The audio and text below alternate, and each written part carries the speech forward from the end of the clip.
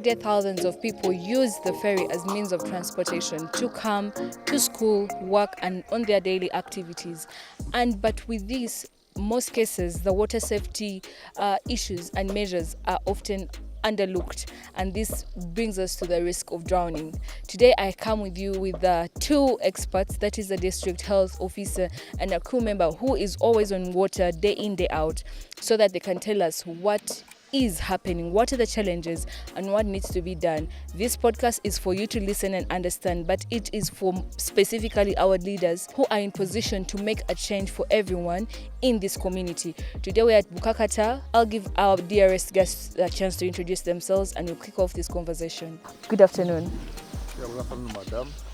Nice being here. I'm the assistant district officer for Masaka District Law Government. Nice being here. Thank you so much, sir. Thank you so much. I work with Kalangari Infrastructure Services Limited, and that is the company that runs these ferries as we saw them. And I'm a part of the deck crew. I'll start off with our Assistant District Health Officer. How big of a public issue is drowning in this district, and what data do we have on it? Drowning was part of the aggregated data that was hard to segregate or to understand how impactful it is.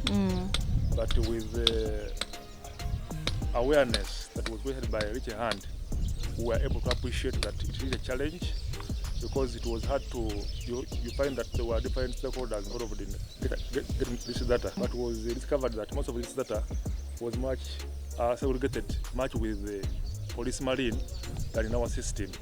Okay. But efforts are now underway so that we can be able to segregate this data, to have it at least streamlined and reported. Otherwise, there are so many cases that are happening that we are able to hear about and probably even to follow up.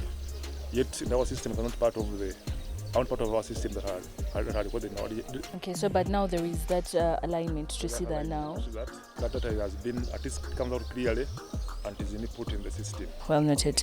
How long have you worked on the water transportation? So far it is 4 years working.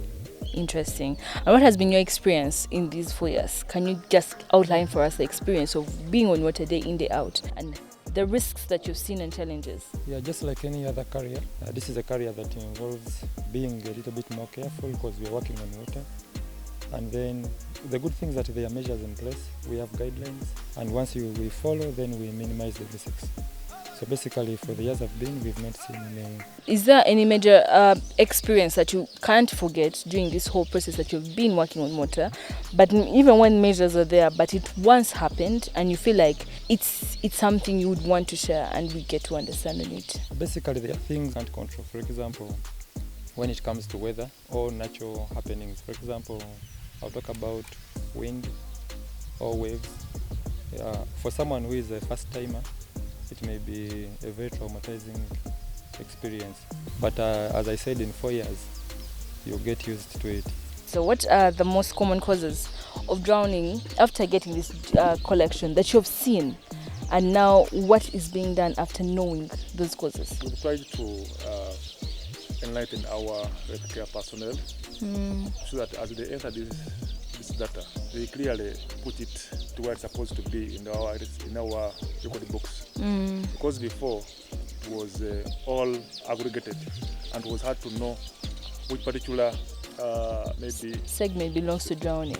Yes. So, but now at least we are able to know that probably these are the numbers that are probably coming out of drowning. So, with those numbers known, what are the main causes for this? If now we have the numbers, what are the main causes that are leading to these numbers to be availed? They are quite a number, and I think outstanding of them is maybe the inability to be able to swim.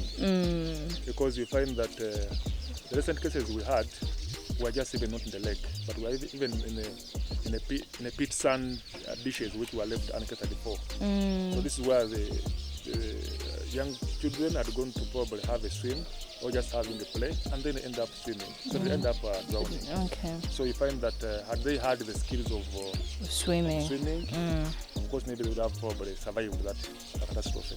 And again, the livelihood of our people here, even because we are a district of the lake. So people find most of the activities done Around lake the shore. lake, yeah. That is from fishing. Some hot even water from the lake. Some even do the washing of clothes from the lake. Some even send the children to go and fetch water. So you find that all that exposes these people to the possibility of drowning. And you find that if I'm giving an example of fishing, almost all fishermen, if I can say by percentage, maybe 95% don't have these gears, the life-saving jackets. So they go live in the what? In the In the water. So the possibility of them not surviving that happens whenever they are is really high. And most of them, I don't think even none has any skills in swimming, because they come from different locations. If you are to get there, you find that some are coming from the north, some from the east, some from actually there could be even none, even very few coming from the central here, because you find that they are matlingo, speaking different languages, coming to say shorter, but again they end up Really staying longer. Yeah. So even having children over here, and then life continues like that. For the crew member, what safety measures are currently in place for passengers and crew? And do you think they are enough, or there are some more that you would want to see part? For the crew, normally for anyone to work on ship, it is a requirement to have training. Basically in life, in your own, first of all, to save your own life. Because if you can't save yourself, you can't save somebody else, you know. Normally, as a requirement, you should have a personal survival techniques certificate for your own survival. Not just swimming, it encompasses a lot of survival techniques. But swimming is a very big part of it, because you're going to be working on water. Yeah, so as a crew, you should have that. Everybody should have that. Yeah, then when it comes to people, our passengers, our ships are equipped. Yeah, because we should have life jackets, and they should have the same. We should actually have more jackets than the persons we are carrying. Then we have life buoys, those rigid ones you saw, plastic. We also have life rings. For example, someone slips over. Yeah, so the ships are equipped, and the crew is trained, because we normally do drills for that. Man overboard, that is when maybe you're walking on the deck and you slip and fall. We normally do that drill, and at least we carry out 4 drills every month. Yeah, so the crew is prepared. Are there any other measures that you would want to see be available, but they're not because of some circumstances?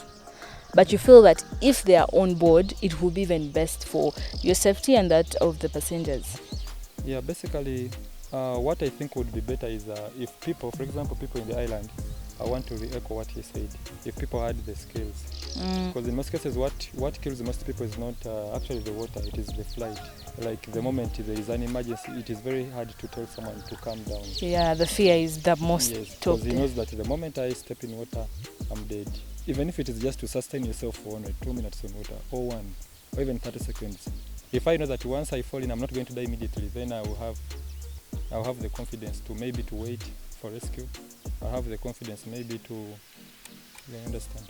Thank you so much. Are there existing public health initiatives addressing drowning prevention here as of yet? With government provides the basics of reserve delivery that are universal, depending on what circumstances that probably prevails. For instance, now in case of any drowning, first of all, it requires the marine, the superintend the lake, and that is the only straightforward intervention. But in case drowning happens, and maybe they require any emergency services, here at Masaka district have a health facility. But again, also as the regional, we have a regional referral just in 30 minutes, in a 30-kilometer distance from here. Echo what needs to be done by the government for the people to see that their safety is at priority. Yeah, basically, I'll talk about 2 things. One is to increase public awareness about the risk, because the lake is a hazard. Like everybody who gets on the lake. there's already a hazard just around you that anytime you can drown. So probably it takes one to realize your vulnerability, take action. If they could also have a mechanism of having this coxswain is the one are people who drive the what? Who drive the boat. If it could be a requirement that before any licensed boat to be allowed to sail on the lake, they should have maybe a safety certificate. So that could be the start. I will look forward to having everybody having a skill of swimming. Thank you so much. To you, the crew member, what are the biggest risks people face while they're on the ferry? The biggest, just a risk where you be like, this is a risk, it can happen, but when it happens, this can be done. What are the biggest? Always the biggest risk of a ship is sinking. That is always the biggest. So maybe to clarify a little bit, the reason why people do not get life jackets is because we do not just wake up and sail. There are always inspections, there are always checklists to confirm that this vessel is able to carry the people. And the reason why I say that everything is available and on standby, because we have procedures for everything. That's why, like I said earlier, we do drills.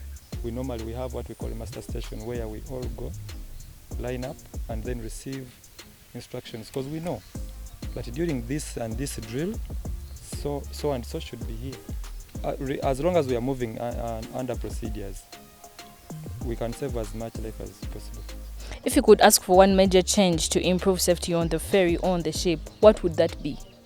To the people, to the government? If I'm to ask the government, then it should be maybe more rescue center around the lake. Because so far the one I know is in Entebbe, which is quite a distance from here. Thank you so much. Okay. If you had a direct message to the leaders in government, what would you urge them to do immediately as the Assistant District Health Officer, based on what you've seen and what you know is taking place here? So I think it's important that maybe at this time that we should, the government or the leaders should implement the water safety policies and enforce the regulations. And putting in mind that anybody who gets on the lake should probably move safely by first of all moving in a safe vessel, and two, putting on appropriate protection so that in case of anything, someone can be able to be rescued. Yeah, as we look at other long term, because if you talk about training might clearly take time, and maybe even commitment for the people to take up that might take time. But at least because we are used to all regulations, just like you drive the car, there are always traffic officers on the road. As we have heard from our guests of the day, from the Assistant District Health Officer, he has emphasized to the people in the government to appreciate drowning and see to it that the policies that are there are well implemented and just not leaving them in words, but let's see action coming on board. And I will re-echo what the team crew of the ferry said. Let's have more of the rescue centers. If we are to rescue people in case of drowning that happens, we have to cross all over to Entebbe. Is that where we need to be? So this is a question going back to the people in power and the leaders that we have, to see to it that we have different rescue centers, and to see to it that all our policies are being implemented. As we have had these conversations, it's just to enlighten, but also to be more of a wake-up call to all our people and to inform you that drowning is real and we need to work upon it as soon as possible. I remain Elizabeth Nanziri and we are in Bukakata.